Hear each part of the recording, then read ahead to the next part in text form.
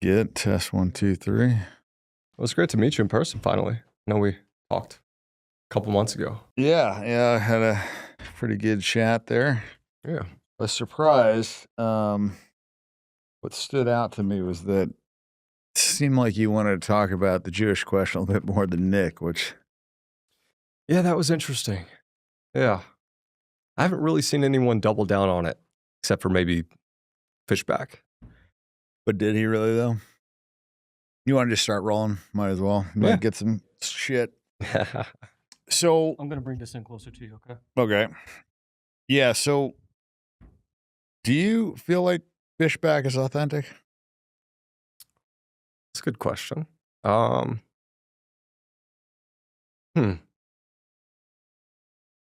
can't really figure him out. What do you think? I think he's unequivocally better than who he's running against, so I would vote for him, but something feels slightly off. I don't know, he seems like a politician. That's my read, is like he's saying what he thinks will resonate with the audience, and I don't know. Like, he talks about AIPAC and Israel a lot, which as a, governor isn't really like kind of a Florida issue. Right. So it's like if that's really kind of his passion, then it seems strange to run for that office.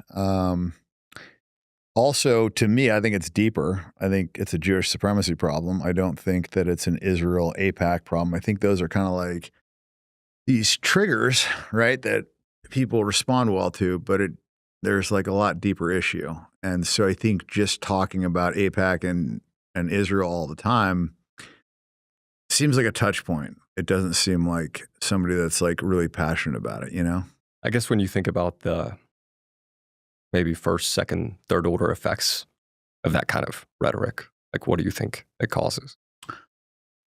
What do you mean by that? Like, I guess if someone running for politics in the Florida, like if we're running for governor within Florida, talking about a more international and widely domestic issue, like what do you think would be maybe his goal?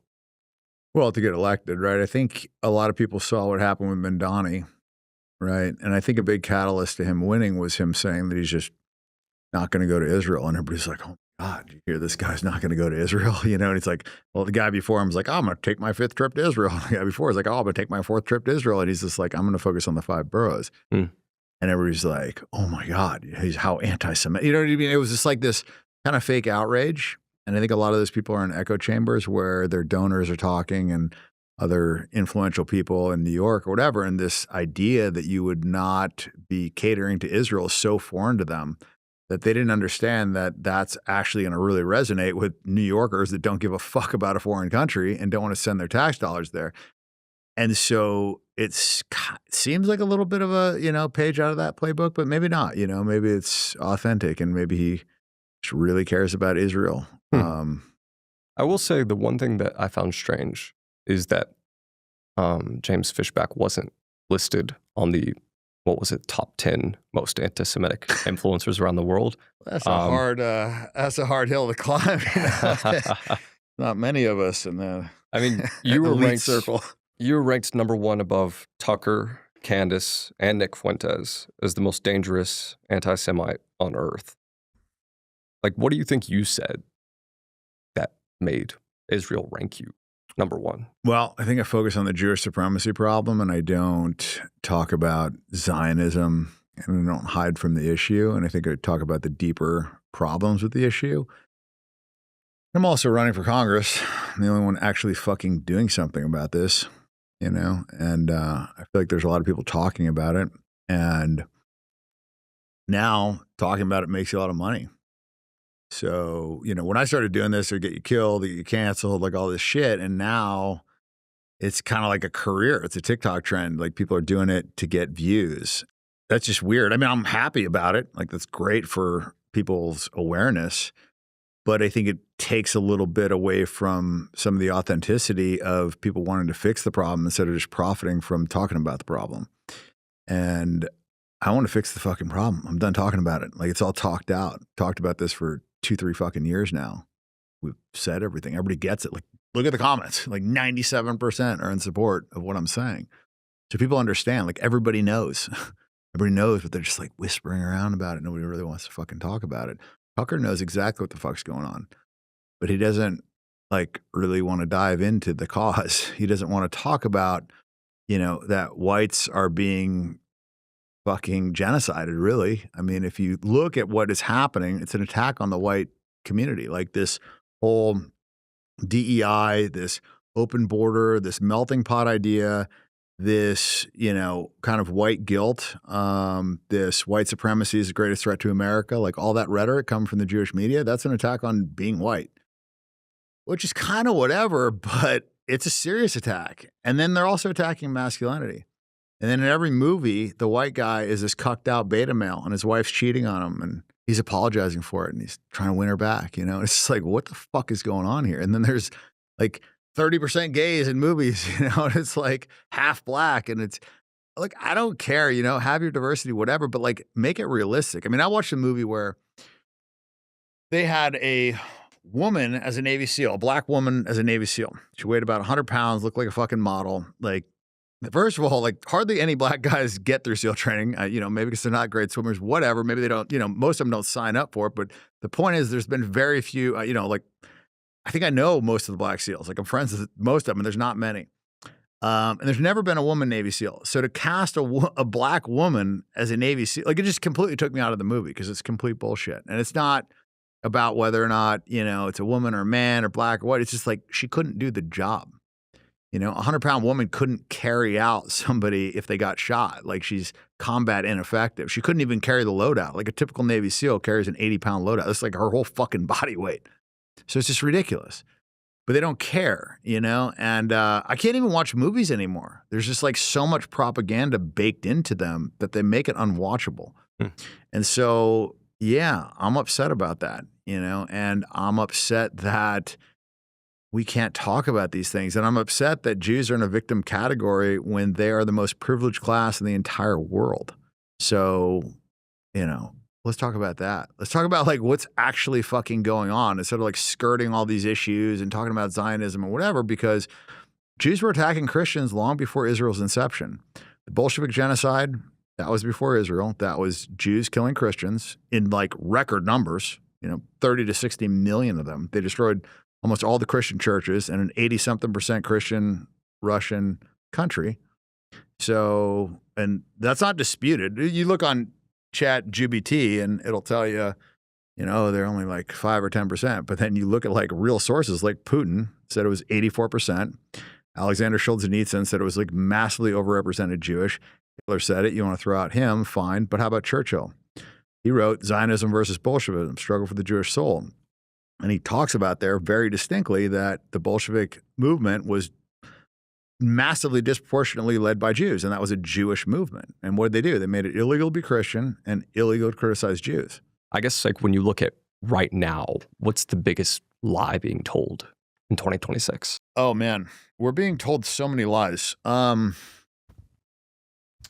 biggest lie. I mean, like I said, where do you start? How do you define big, right? I mean, like, everything that they told us about why we started this Iran war is a lie. Like it wasn't about, nuclear weapons. They had a fought one in 2004 saying they would never have nuclear weapons. They killed the guy that agreed to never have nuclear weapons. They killed the negotiator that agreed to sign in that they would never have nuclear weapons. They allowed all the inspections. They had the JCPOA. Like there was no threat of them creating a nuclear weapon. They were not enriching uranium. It was all lies. And we heard these same lies for 35 years. 2 more weeks, they're a week away from having a nuke. For 35 years, we're told this bullshit. And when you look at the people that, agreed to not have nukes, what happened to them? Gaddafi, Saddam, like these people were murdered. And Kim Jong-un has nuclear weapons, will not allow any nuclear inspections, has not signed the Nuclear Non-Proliferation Treaty. And we can't attack him. Why? Because he has fucking nukes. So what are you telling people? Like, go get nukes or we're going to kill you. And so this whole thing of like, we had to stop them from creating a nuke was total bullshit. That was the justification for bombing them. And according to Trump, we stopped their ability to create nukes for years and years because we bombed them so effectively. And yet here we are 7 months later attacking them for some reason to prevent them once again from acquiring these nukes that they've never had and that they agreed not to have. And so how effective is it to kill their supreme leader, who, by the way, to them is like the Pope? So you're killing not only their leader, but their religious leader. And this is Shia Muslims that believe that if they die in combat or die, doing what is right, that they are going to the greatest level of heaven. So you take the most extreme religious group and you kill their leader, and then you put his son in. And you don't just kill the leader, you kill the family too. Then you put the son in there. And that's supposed to make us more safe? Right. Like, how fucking ridiculous is that? Who do you think this war benefits the most? Israel. That's the only country that wants the war. Does it benefit America in any way? It's absolutely horrendous for us. It's horrendous for the GCC. I mean, it's horrendous for our allies. It's just like it's bad for everyone. And I don't think people understand like the potential fallout effects of this. They're seeing it at the pump, but like this could literally end the world. Like it could literally end the world. I mean, if Israel decides to fire some of their illegally acquired nukes that they're not supposed to have, that they don't allow nuclear inspections, then Russia's going to retaliate. North Korea said they might retaliate. China, who knows? I mean, it just brings everybody in. And and for what? Like, what did we have to gain here? To topple a regime? Like, how successful have been the regimes that we toppled previously? Like, has there ever been a successful one? Has there ever been one where we toppled the regime and the people were better off for it? I don't remember any. Dan, you're a world-class poker player, likely an expert in game theory. I mean, if you were going to try to imagine what Trump's mindset is around all this, like, what would you think it is? I think he's blackmailed, and I think that he is trying to make as much money for himself and his family as possible. I think this presidency was a necessity for him. He had 36 felony charges. I don't think he was doing very well financially. You look at where he's at now versus where he was at the start of this presidency. And I think their net worth and his family's net worth has, more than doubled. So I think he is doing what is in the best interest for himself. The problem is when you have a leader of your country that is focused on what's best for him and the people that donated millions of dollars to him for benefit of a foreign country, you get bad shit for the United States. It should come as no surprise that we are going to pay the price for that. I'm not sure if you're familiar with Professor Zhang's work. We had him on the podcast. Have you seen any of his stuff? I've seen some of his stuff, and I saw Mehdi Hassan go after him pretty hard, trying to discredit him, go after him saying that he's not a real professor, and kind of remind me of Piers Morgan approach. I lost a lot of respect for Mehdi in that interview. I think that a lot of what he's predicted has been pretty impressive, and he tried to discredit him in every way, shape, or form on the interview. He's a lot nicer than I was. I would have told him to go fuck himself, What do you make of his whole theory that Trump is a mastermind behind all of this and is kind of listening to people like Jared Kushner, Steve Witkoff, and doing as they say in an attempt to maybe end this war 2 years from now and take all the credit for it? I don't see him as a mastermind at all. I know him. I know people that know him. He's not an idiot, but he's not a genius either. He's good at marketing. He understands like what people are going to respond to, and that's a skill set. That's a type of intelligence. But him being like an overall, 5D chess player, whatever this bullshit that they say is, this is not true. He's compromised, and he did not want to go into the Iran war. He did not want to do that. I think he had to do that. And if you look at his historical tweets, I mean, he talks shit about people for, potentially doing that or thinking about doing that. Word for word. And it's funny because he's doing all the things, he took money from the Adelsons, and he had, said previous tweets about how, if people take money from them, it's corruption and whatever. So he's doing all the things that he talks shit about. And I think that he is an extreme narcissist, and I don't think that he has any allegiance to the truth whatsoever. And that's one of the reasons why I think our politics are so fucked, is because our politicians do not care about telling the truth. They have no accountability, and there's nothing that's going to happen if they don't. Like, if they just lie and don't tell the truth, the fuck does it matter? Like, what are we going to do? We've seen over the past year the Iran war start. Over the past a few years ago, we were told that Epstein deleted himself, and we were told Charlie Kirk was killed by a lone shooter. What do you make of that last one? The Charlie Kirk? Well, I don't believe his wife in any way, shape, or form. She was celebrating hat sales gleefully a week after his gory murder on national television. She's got a family with this guy. Her WWE entrance into the Turning Point events with fucking fireworks and her jumping up and down, like, does not seem like a grieving widow at all. If you look at her past, it doesn't align with who she pretends to be. I don't believe her at all. I think she's a total piece of shit. Have you met her? No. Have you met him? I talked to him previously, obviously. Yeah. I think she's a total honeypot. I look at guys like that, guys like him, Kash Patel, these guys that get into positions of power that haven't probably hooked up with a lot of girls. And what's the easiest way to control them? Put a woman in there, put a woman in there that, this whole happy wife, happy life stuff, they tell you, you got to make your wife happy and this and that. And, Hollywood tells you that, you got to, respect the wife. And I agree. You have to respect your wife and you should treat her with respect. But I think the man should be in charge of the relationship. I believe in masculinity. I believe in femininity. However, what you have in a lot of these relationships, because of this promotion of like a boss bitch and whatever, you have these very dominant women that come in, and society seems to kind of like applaud that. And then they come in and they've got kind of free reign to control these guys. And it doesn't seem like the guys are ever held accountable for it. It seems normal. It's been very normalized. And so what better way to control a guy than, to have his wife kind of like telling him what to do? She gets to hear all the intimate secrets. She knows exactly what's going on. Would you guess that's the standard playbook for control? Seems like the easiest way, finger on the pulse. I mean, I'd rather have, a wife planted in with somebody, living with them, spending every minute with them, than I would tapping their phone. You're going to find out a lot. People usually confide in their wife. People usually, if you're going to marry a girl, you probably love her, trust her. I mean, most people wouldn't marry somebody they don't trust or love or whatever. So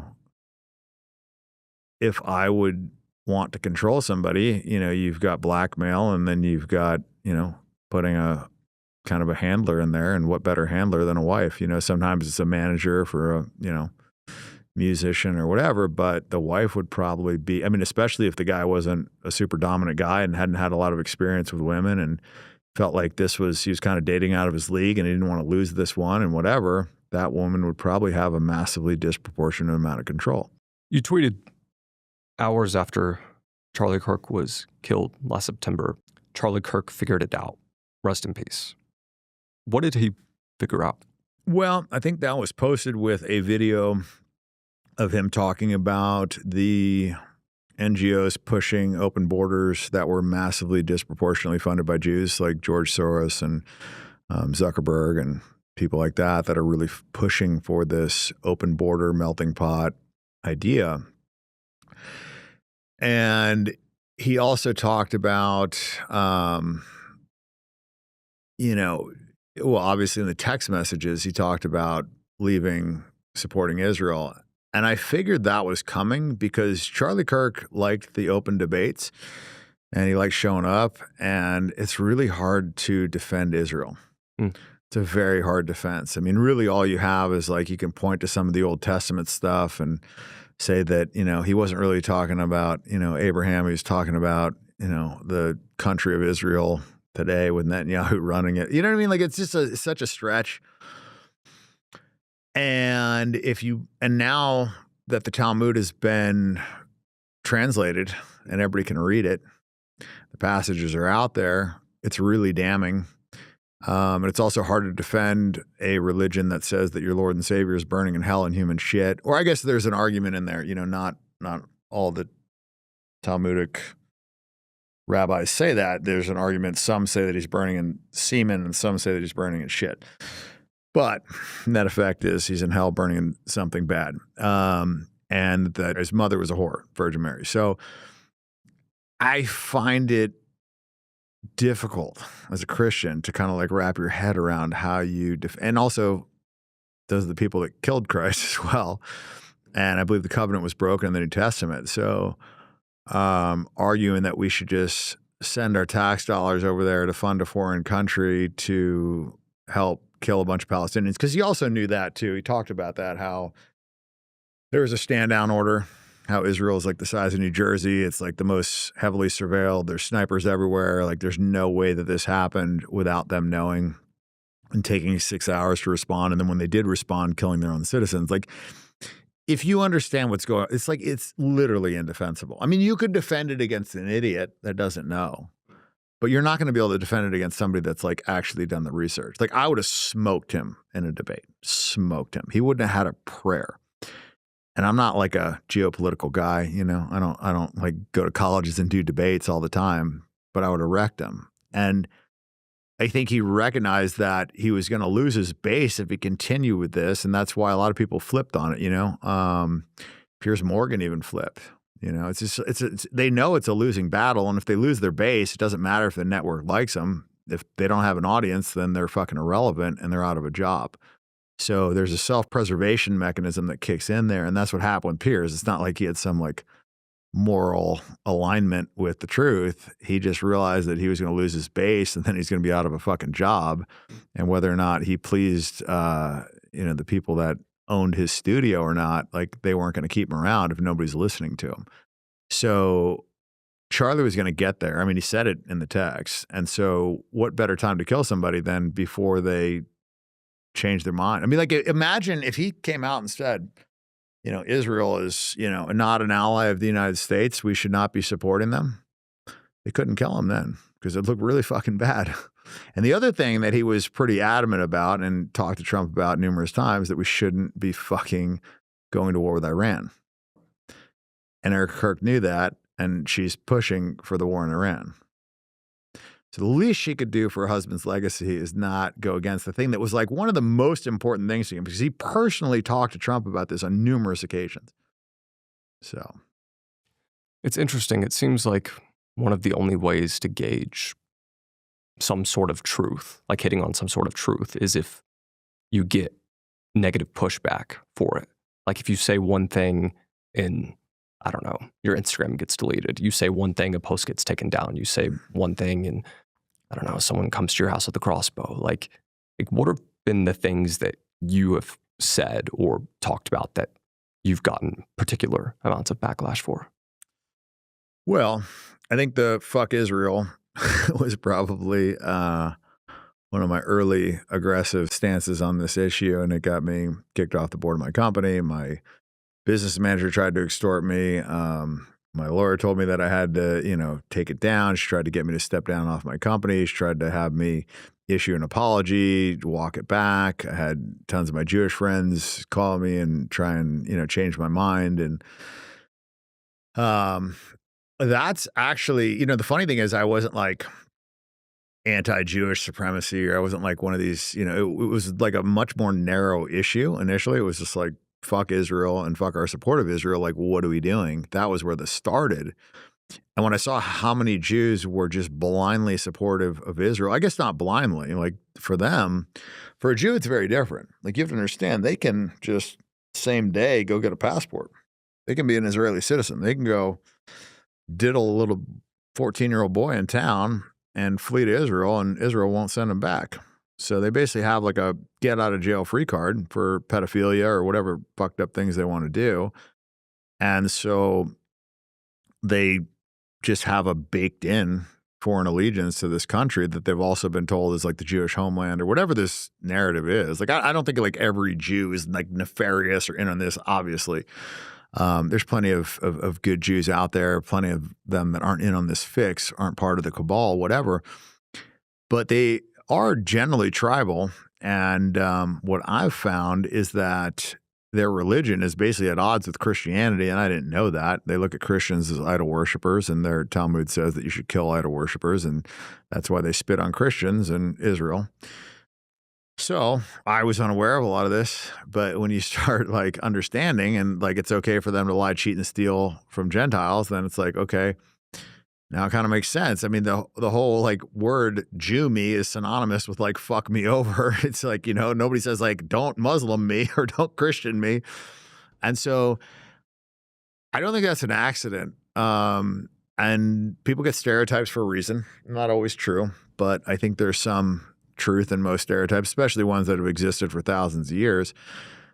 And I think it's important that we talk about this stuff and not just be fucking silenced all the time, because they have no problem talking about all the negative things about Muslims and how Muslims are, you know, according to Randy Fine, lower than dogs, and, you know, we should basically just kill them all and whatever. And yeah, that seems to be fine. Bill Maher says on national television, Islam is the motherlode of bad ideas, like just basically insulting 2 billion people.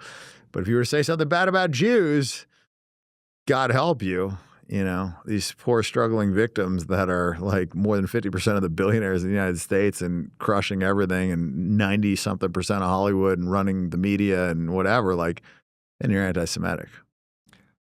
See, this is the part that confuses me. I have a guess at the answer to it, but like people make the claim Jews are in positions of power, they're running everything. Israel is a super powerful nation. In game theory terms, wouldn't it make sense for America to want to have them as an ally? But I'm guessing your view of it is that the relationship is more parasitic than like synergy there, you know? Well, yeah, I mean, they're sucking the money out of the economy. They're not putting it back in. They're funneling it out to a foreign country. We're fighting foreign wars for the benefit of that country. Half of our national debt can be chalked up for support of Israel and wars fought for Israel.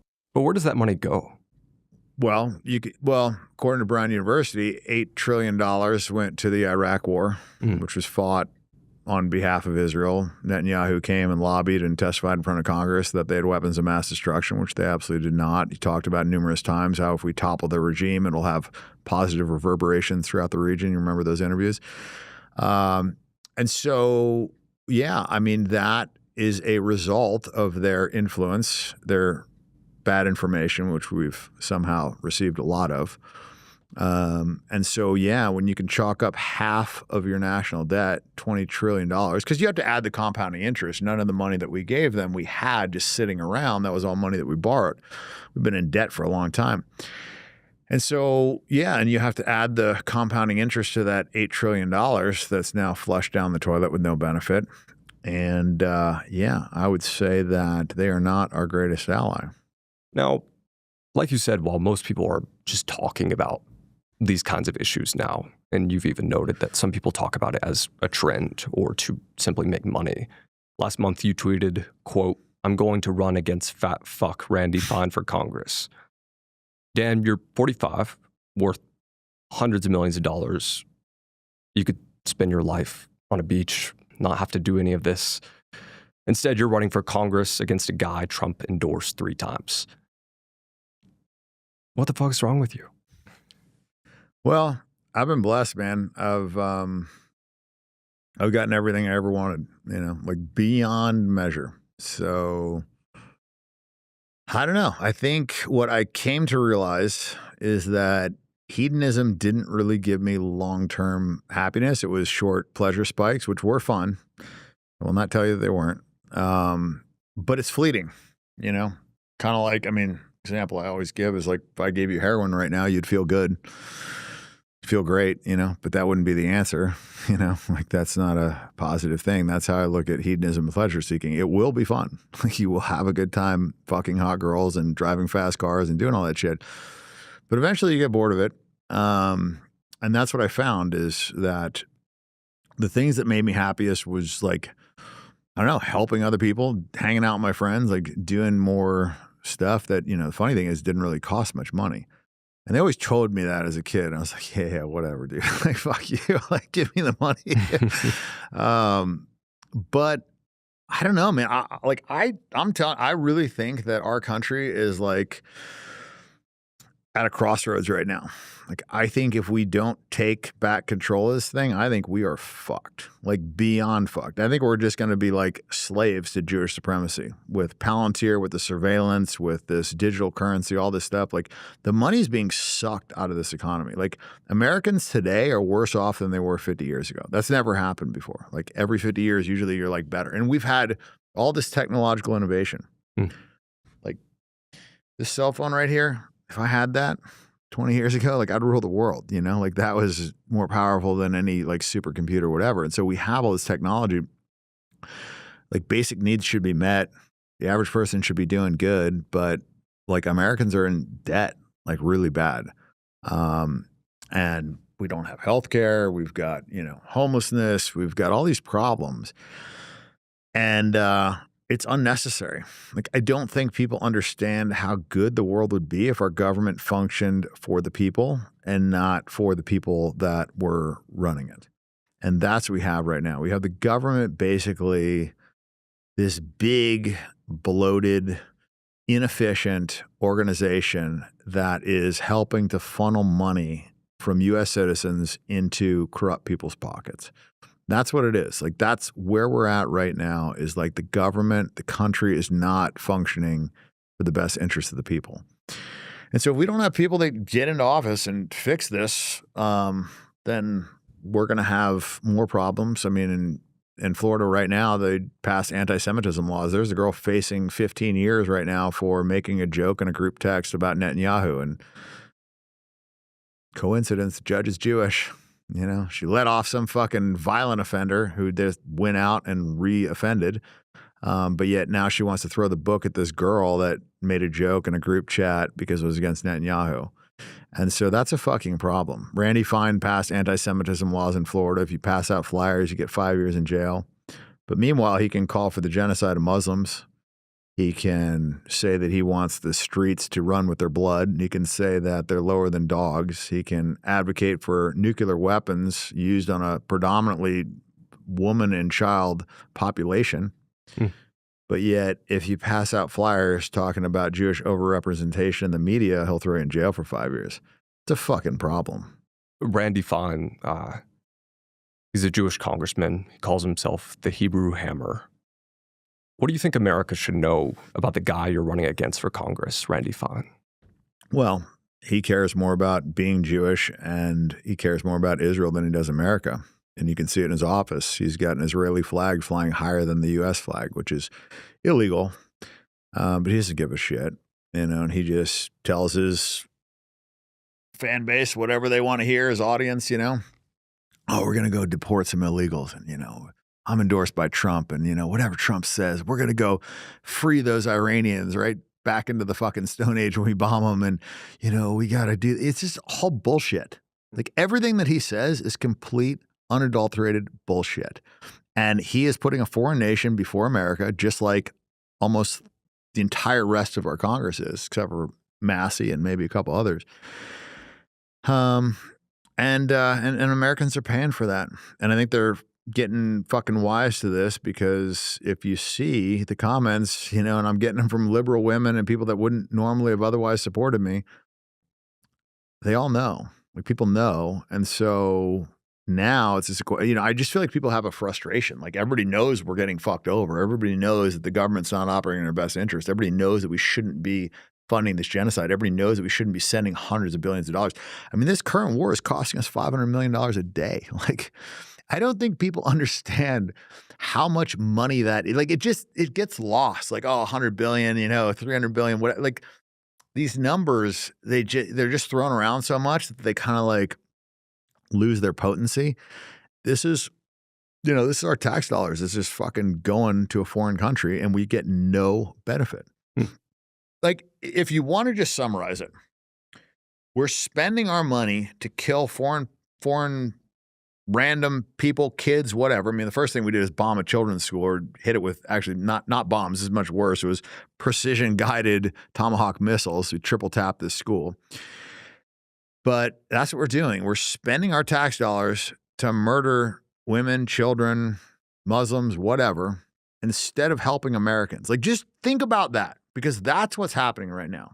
We're literally spending our taxes to kill foreigners instead of help Americans. What's all this for? It's for the support of Israel, for the benefit of Israel, for Jewish greed. They want more fucking land. Like, that's what this is about. They literally want the Greater Israel Project. That's why they keep bombing their neighbors. That's why they keep fucking bombing Lebanon. You know, like, this is not about saving some Iranians. This isn't about the 8 AI-generated Iranian girls that we're supposedly trying to save. It's all bullshit. Like, there wasn't 50,000 Iranian civilians killed by the government. That was complete fucking lie. You know, everything they're telling us is complete bullshit. Like, this story of like, we're going there to like liberate them and free them. Meanwhile, like 2 days later, Trump talks about how he's going to bomb them into the Stone Age and threatens to use nuclear weapons. Like, that will absolutely destroy the country. That'll kill tens of millions of citizens. And yet we're in there on this false premise of we're trying to help them and liberate them from fucking what? You know, like, to what? To do what? To send them back to the Stone Age, to murder their families? Like, and so, yeah, I just, I think it's so obvious. I mean, Israel just keeps grabbing more land. If you had to guess what the end game is, like, what's Israel's end game over the next 5-10 years? Well, there's two things. There's, you know, like I just said, the Greater Israel Project. They want, you know, more land. I think that there is a sect in Israel that wants to bring about the end of times. And they have to, in order to do that, they have to make the entire world hate them and attack them, which they're doing everything in their power to do. It's almost like you just look at this, you're like, do they just want everybody to hate them? And the answer is some of them do. Some of them actually do, because they believe that that's going to usher in the Antichrist. And we will have the end of times. And part of their prophecy is that they get 26, I think it's 26 or 2,800 Goyim slaves for each Jew, you know, and so like they're going to rule the world and we're going to serve them. And is this called Pax Judaica? That might be a term for it. I mean, there's different theories, right? But like part of their unequivocal belief, some of them, not all of them, obviously, but there is a sect of very religious Jews that believes that they need to have the entire world turn against them to usher in the Antichrist. There's like a whole part of it. They have to build the third temple, the red heifers. You know, there's like a whole thing, but that's not bullshit. That's like real. Let me ask you this, Dan. You've been around a lot of extremely wealthy, powerful people. I mean, I see this theory of eschatologies, basically the predictions of what happens at the end times, playing out a lot within different groups and sects. Like, do powerful people actually believe in like bringing the world toward an end time? And like, can we kind of guess what's happening based off that? Like, is that a real thing? Well, I mean, there's a lot of rich guys that have built bunkers recently, you know? Right. And we've had a lot of scientists just somehow start dropping dead. I think it's like 14 now. There's strange things happening in the world. Like, we are absolutely headed for a paradigm shift, I believe. I don't know if it's going to be a good thing. I don't know if it's going to be a bad thing. I just know that people are waking up fast. You know, I wouldn't have predicted that people would be so aware so quickly. What's with the scientists? I don't know. I don't even know what it's about. Yeah. I don't either. They're talking about, they were all doing some like anti-gravity research and something tying in with aliens, I guess, basically. I mean, anti-gravity research would probably be in propulsion. So, you know, maybe space travel. I don't know. I don't really have much of a theory, but there's something going on, right? Like 14 people don't, and it was like very strange circumstances, right? Like the guy, one of the guys leaves the house, or actually I think there's multiple guys leave the house without a cell phone, only took their gun, and then just like completely vanished. I don't know, just very strange shit going on. And then some of them like were literally talking, you know, and saying that they weren't suicidal, and then suddenly somehow committed suicide. I don't know. Very strange. Not normal circumstances. I guess when it comes to all this, like, what's the one thing that you, Dan, are not allowed to say? Like, is there anything that you think would get this whole podcast deleted? Go back in time about 6 months and everything that I said would have got your podcast deleted. I think the Overton window has moved a lot. I think that I have some part in that as well. I think what I said on Piers Morgan 2 years ago was something that had like never really been said on a major platform ever. And it took him about 5 months to release that. And I feel like there was a shift there. I'm not like saying that it was obviously like all me or whatever, but the way people approached Piers after that, I mean, you had some girl in there, like, you know, basically acknowledging that she was a full on racist and just like people kind of like leaning in to their beliefs. And then also people just talking about this stuff. You know, it's definitely, the times are changing massively. And the speed at which everybody's waking up is, I think, the biggest thing that's shocking me. Because I didn't think they could do it. Like, I didn't think everybody had figured it out. I thought it was a losing battle.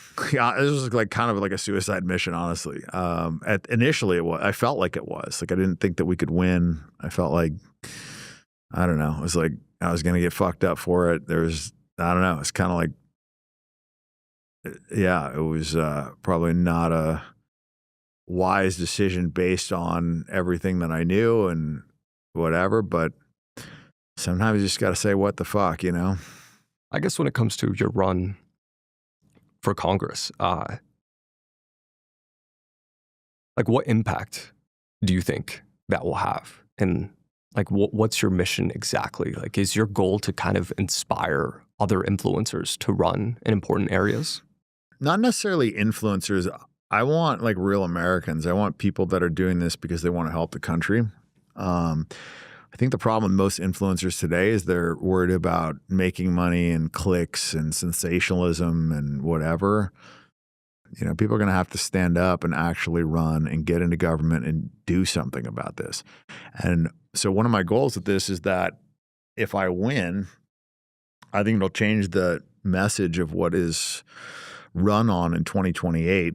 I think there will be a lot more people that are going to want to run on this message, and that I think AIPAC is going to start to be a social pariah where if you are taking money from AIPAC, that's almost like a negative endorsement. And if that's the case, then their money can't buy elections anymore.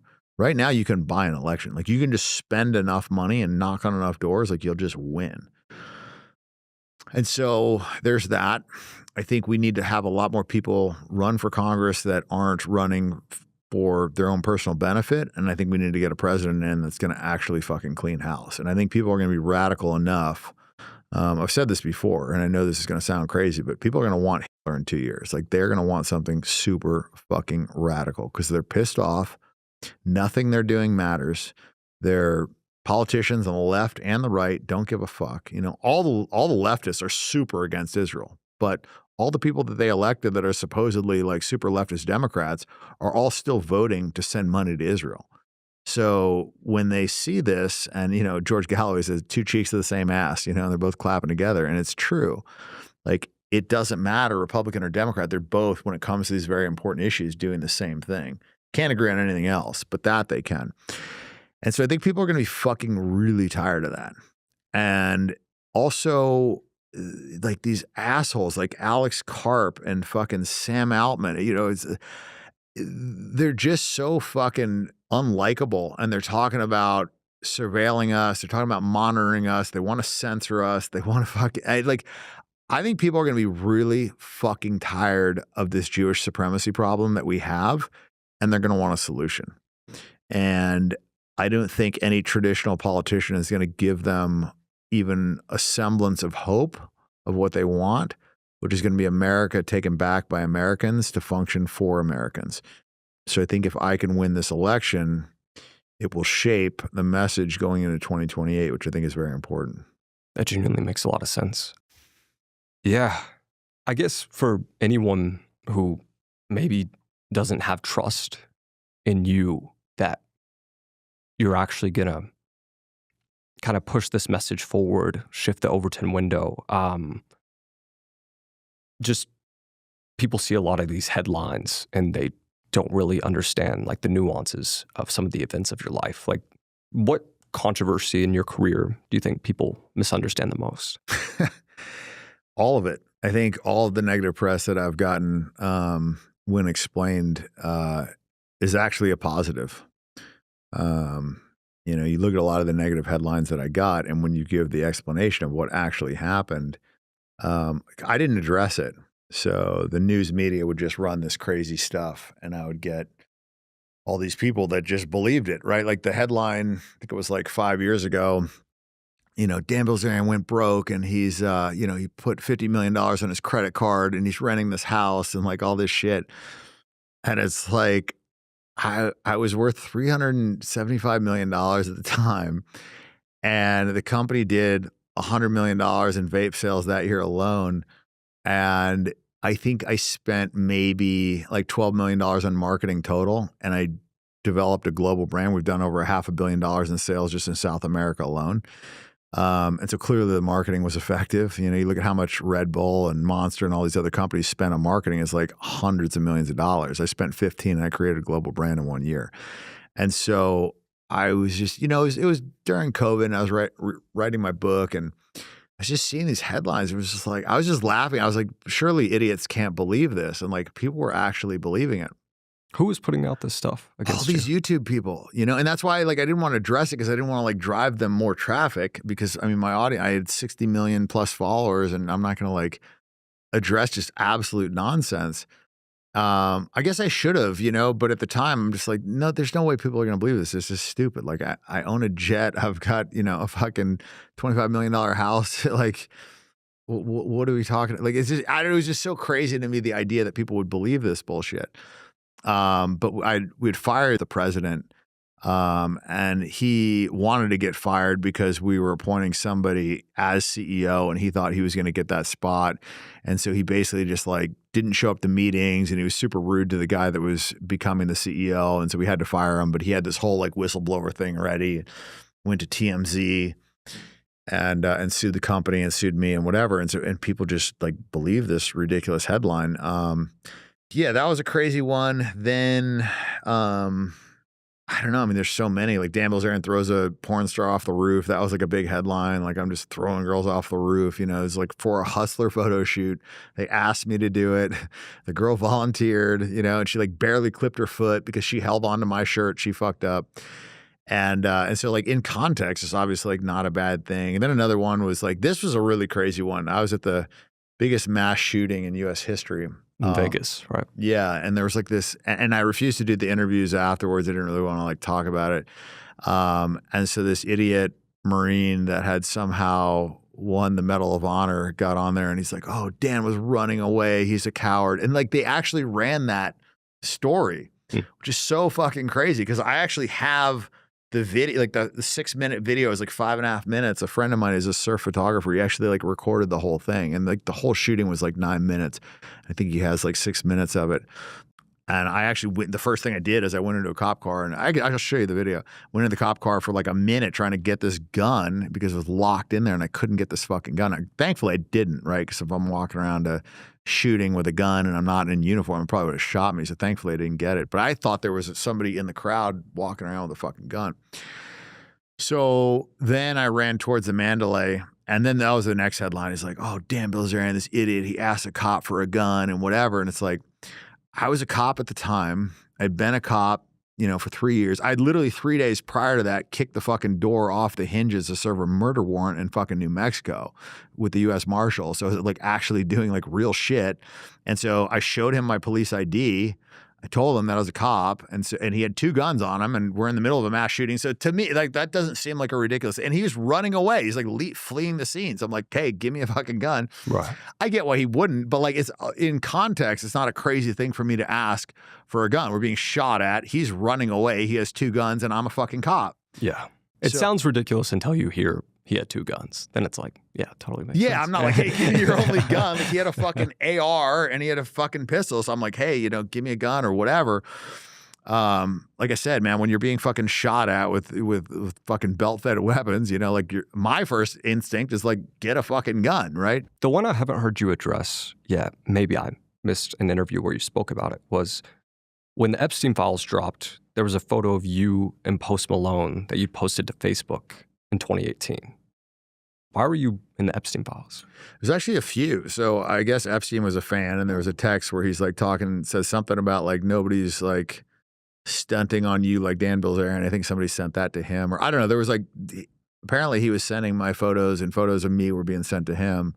And yeah, the photos that are in the files are ones that I posted on my social media. Like one is me with a trophy on a girl's ass in Thailand, and she was like, I don't know, 28, very famous model. And like the girls in the photo with Post Malone, they're like 27, one is 30, I think. It was actually some of the older girls we hung out with, and they like redacted the girls. It's just like weird because they're still on my feed, and so yeah, but Who do you think included that in there? well, that's the thing is I think it was any communication that he had. So if he was talking about me to his friends or his friends were talking about me to him, then I'm in the files, right? Does that mean that I went to the island? No, like I've never been to the island.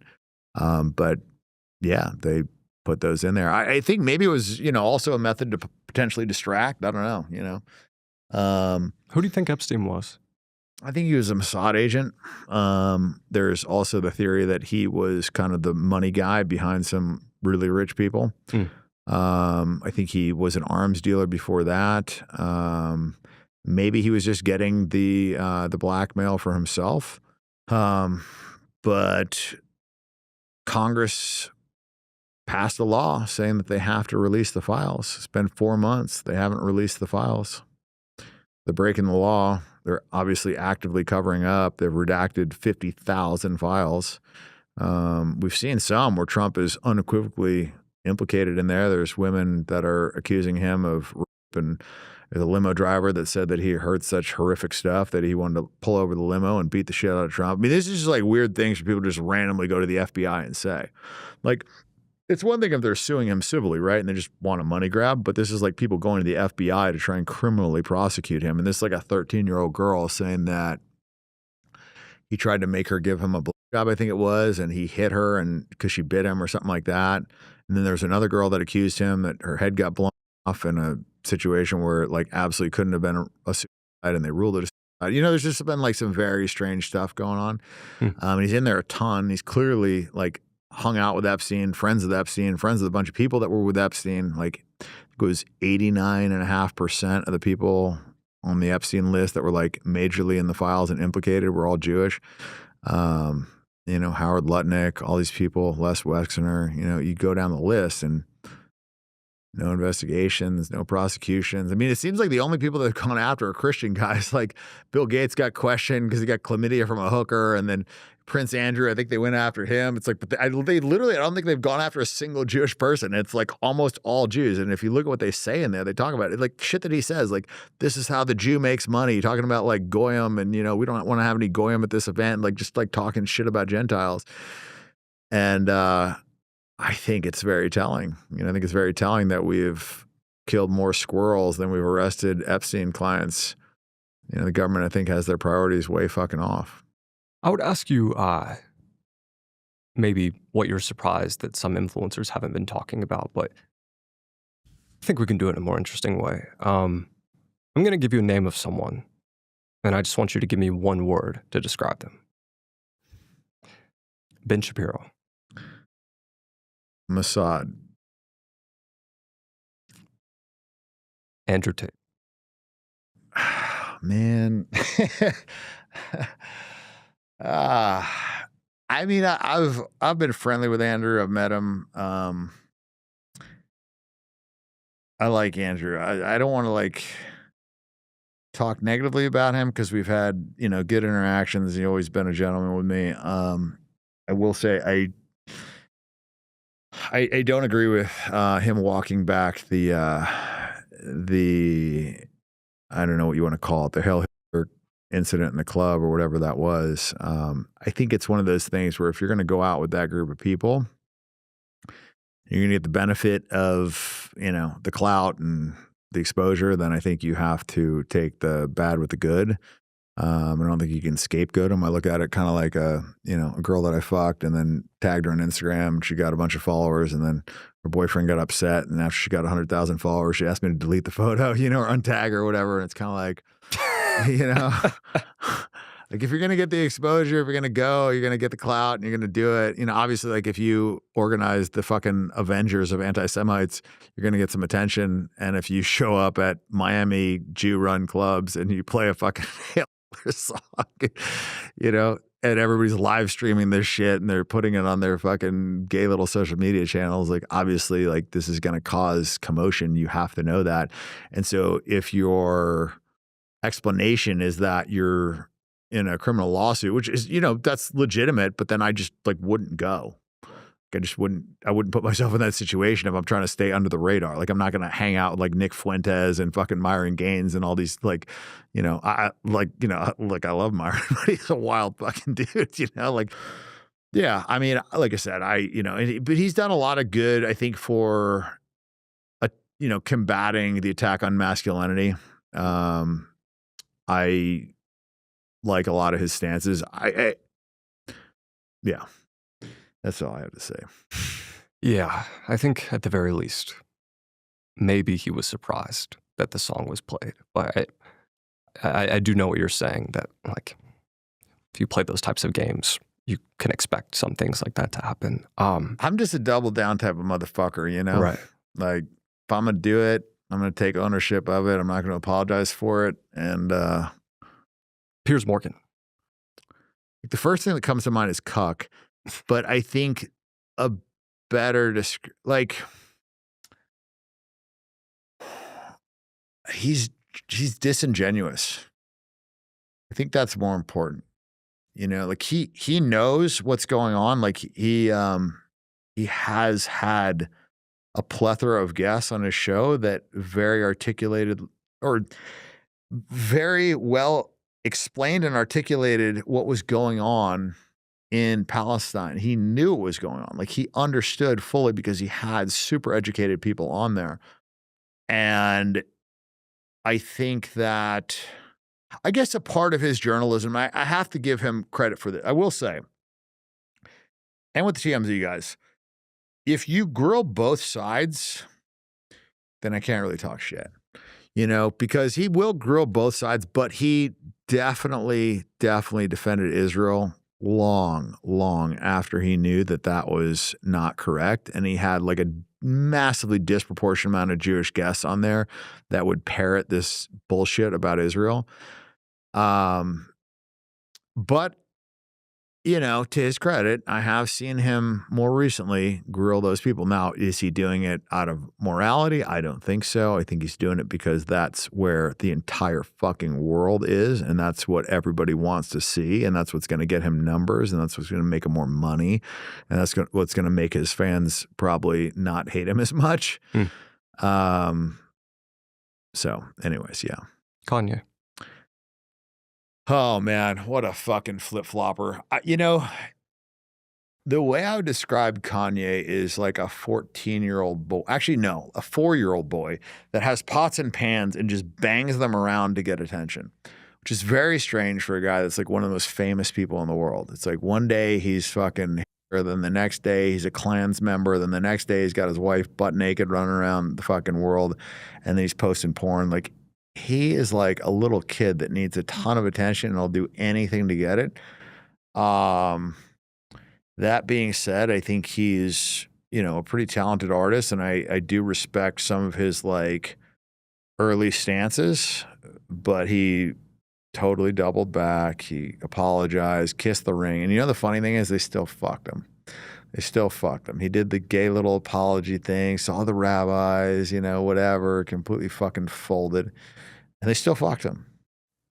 And I think that's a good lesson for people is like, you capitulate and it doesn't save you. You bend the knee, you apologize, you do all the right things, and they'll still fuck you. Nick Fuentes. Oh, man. You're really trying to fucking stir the pot. I don't want to boil it down to one word. If I'm going to talk about him, I think I need to give the whole picture because I do think that he was one of the early pioneers of this stuff, and I do have respect for him. He's definitely an intelligent guy for sure. I'd say so. Yeah, I guess my criticism of him would be that I think it's so obvious what the problem is.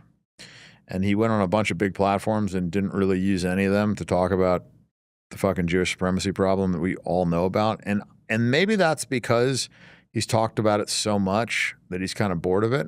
Because one of the downsides of doing 4 or 5 hours of content every fucking week or maybe a day, I don't know how long his shows are, but he's like literally talking to a camera every day, all day. It's like, it would be boring to talk about this shit over and over and over again. So I think a part of doing too much content is that you get bored talking about the real issues, and now you have to go off on these tangents and focus on shit that actually isn't really that fucking important, you know, or stuff that's like just contrary to what you even believe, just to get shock value, because the stuff that you've been saying that traditionally got shock value is now mainstream.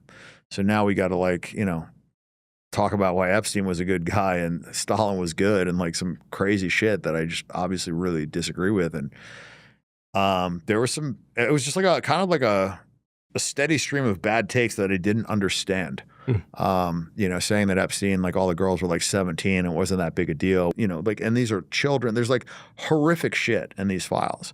And so to just kind of like say that was, you know, oh, some like barely legal girl, it's just not true at all. And then I disagreed with him on the Charlie Kirk thing. He said there was a 0% chance that, you know, Israel's behind that. I'm not saying that it was for sure Israel, or I even think that that's, you know, like the most probable possibility, but to say that it's 0%, I think is crazy. In the beginning of this thing, like the big important thing was that everybody kind of like woke up to this Jewish supremacy problem and nobody wanted to talk about it. Like he was one of the people that was like really talking about it. Like if we're really being honest about like what is selling out would be taking the fucking money, taking the fame, you know, not doing the right thing or whatever. And I don't know, like I'm in this for fucking pure reason. I've lost a shitload of money for this. I haven't gotten anything. I don't have a fucking little podcast. I'm not doing any of this gay streaming shit or whatever. I make $0. In fact, it's cost me a fuckload of money. So I guess I have a little bit of animosity because I thought we were kind of like all on the same team, championing truth and like waking people the fuck up. And I thought like the whole goal was to like try and fix this problem. And now it seems like everybody's just trying to like cash in on it, which is whatever. Like I guess the net effect is people woke up to this, which was important, you know, which is one of the reasons why I was trying to like get them to stop fighting. An issue you made me realize is that if you dig into truth, like sure you have to dig a little bit past what you see on Fox News, CNN, and then go a little deeper, then go a little deeper. Maybe you arrive at some form of objective truth, but you can keep digging and get distracted and not really know what's real. And it seems like the issue with, I don't know, people who go down these rabbit holes, like individuals, and then also people who make content about it is like, from your view, what was needed to be said was said, but then they just distracted their audience. So their audience didn't care about the issue anymore. Well, a part of it is that you get rewarded for sensationalism. Right, yeah. Like, it doesn't matter if it's true, if it's crazy, if it gets clicks, if it gets people's eyeballs. And I think that's the problem with just media in general today, is that it's not focused on what is true. It's focused on what is going to get people's attention, which is why you see all this race baiting shit, which is why like everything is like rage bait, whatever. And the problem with that is that it just, and there's no accountability too. Like, if the news just publishes something that's completely fucking untrue, especially if it's about a celebrity, the best you get is a retraction on the fucking 8th page, you know, like 4 weeks later when nobody gives a shit anymore. There's no accountability. And I think that needs to change. That's actually one of the things that I want to change when I'm in office is like have some actual accountability for the media and have accountability for politicians. Like if you knowingly lie to the public as a politician, you should be able to, you know, be prosecuted for that. Like if you lie, if you commit fraud and get elected under false pretenses and you rug pull your audience, like there should be accountability for that. And with the media as well, if you knowingly publish something about someone or a business or whatever that you know isn't true and you publish it anyways because you want to get clicks, like you should be able to get your fucking ass suit off for that. You know, and I don't think we have that today. Randy Fine, one word. Well, I mean, man, I got to choose between fat and Jew now. I guess one word is Jew. I mean, that's his whole identity. All he talks about on his Twitter is how he wants to, like, you know, help Jewish people beat anti-Semitism and how he wants to help Israel fucking kill every Muslim and whatever. Like, that's his whole identity. And I'm like the antithesis of that fucking guy. I think it should be America first. I think it should be Israel last. And he is Israel first and America last. I guess just briefly, Do you want kids? Oh man, you gotta be you gotta be confident you're gonna be around for long. I feel like there's a decent chance they fucking kill my ass. Um, not at the moment. I feel like there's just too much to do, and I have so little time. I'll ask you this then. If you have kids, or just for people who Google your name and they find all this controversial, sensationalized media about you, like what's the most important thing you hope people remember about you that the internet won't tell them? That hedonism is not the answer. If I could impart one piece of knowledge, and I think I can do it from a place of massive expertise, that when you chase these things, when you chase money, power, pussy, whatever, there's never an enough, and it will not make you happy, and it's like trying to fill a black hole. So it's fun. I'm not going to tell people it's not, but it's not the answer, and it's fleeting. And it will unequivocally not lead you to happiness. And then last one, what makes you happy? Helping other people. I think that's like the hack, doing something nice for somebody else and seeing them, light up about it. I think that's like a cheat for immediate happiness. Obviously, like having a family, spending time with your friends, like there's a lot of ways to generate happiness. And the nice thing about happiness opposed to pleasure is that it's not fleeting. You can maintain happiness. Like every time you see your son, it's going to make you happy. Every time, you make your daughter happy or you see her smile, like it's going to make you happy. There's no like fleeting piece of that. Whereas, when you have sex with a hot girl, the first time it's going to be, you're going to have a pleasure spike, and then second time, and then eventually it has to be 2 girls and then 3 girls and then this and that. It's like you're trying to chase that thing. It's like a drug. It's like your first hit of heroin is going to make you feel better than your 15th. And eventually you're going to have to do it not to feel like shit. So I would tell people to focus on happiness because, like I said, you can sustain that. Right. Well, everyone, this has been your guest, Bilzerian. This is the Jack Neel podcast. Where can people support your mission right now? Bilzerianforcongress.com. Beautiful. Awesome. See you guys.